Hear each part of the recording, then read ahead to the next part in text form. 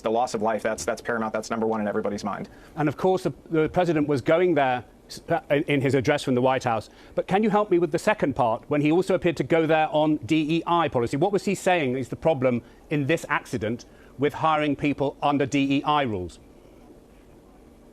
Well, I think, the president's been asked questions about this over and over, and so there's a necessity to communicate in order to get an investigation going and to communicate why ahead of time, and I think that's a responsible thing to do, because you do need to look at this point. Linda was not honest with you when she was on just now. You asked her, was there a policy about hiring and advancing people in preferential ways who had, sort of the DEI characteristics, and she said they did not. I have the policy in front of me. This is the Biden administration policy that they put out from the FAA for hiring, and it says that they wanted to prioritize hiring people who had either a loss of hearing, vision, missing extremities, paralysis, epilepsy, severe intellectual disability, or severe psychological disability. So yeah, the Biden administration had their priorities in the wrong place, and I think that any fair-minded person is going to look at what they did and say, that may have caused problems, because you got to think about it this way. I heard the questions you asked her, and if you're thinking about why there may have been a lack of staff, well, if you were using resources to go out and try to go on this hunt for, quote, diverse hires, you're missing out on a much wider, larger group of people, and you should have spent those resources trying to find a number of great people. Yeah,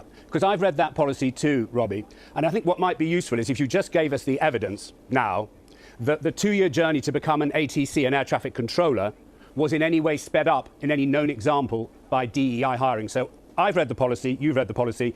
Can you give me a name or a case where the 2-year trip to become a trained air traffic controller was subverted, speeded up, or bypassed by DEI?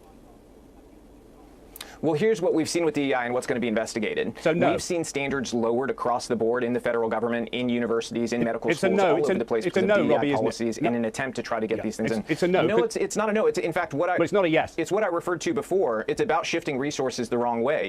If we're going to virtue signal here, let's be real, okay? Raise your hand if you want to be the person with a flight that's led in by a blind dwarf with severe psychological and intellectual disabilities. I don't think anybody there is raising their hand, so they can try to virtue signal all day long about how the Biden administration policy was a good one. But I don't think any of you guys are lining up to be on the plane that's going to be led in by somebody who was hired through that program. That's right. And so that's the reality. They were trying to hire people who were not fit for the job. It's not the reality, is it? Because I asked you for an example of reality, and you've gone to a fantastical version, which, if in time it's shown that they were hiring unqualified people. No, I've read that too.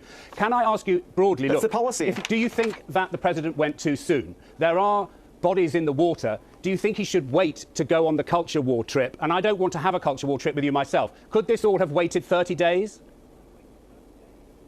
Well, I can tell you this. If my family was on the plane, I would want to know that every investigation was started, that they were looking into exactly why this happened. Nobody's promising this is caused by DEI. What we're saying is it's a possibility. It's going to be investigated. And beyond that, we're also going to investigate things that are very much more common, like pilot error and things along those lines.